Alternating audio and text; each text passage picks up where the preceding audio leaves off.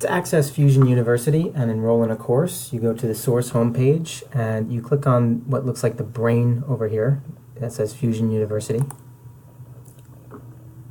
Then you click on Learning Catalog, and you can type in what course you want to do. Let's say Boundaries. Okay, so I'm enrolled in the Boundaries course. All I have to do is click into it and then click Start.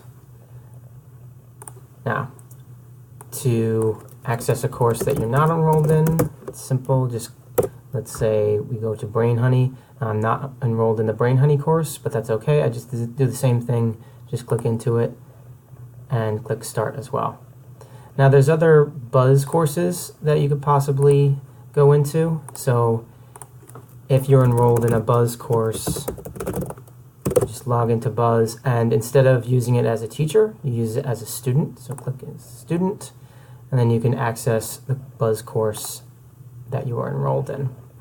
To get into using it as a student from using it as a teacher, just click on your name up here, and you can toggle back and forth between them as much as you like.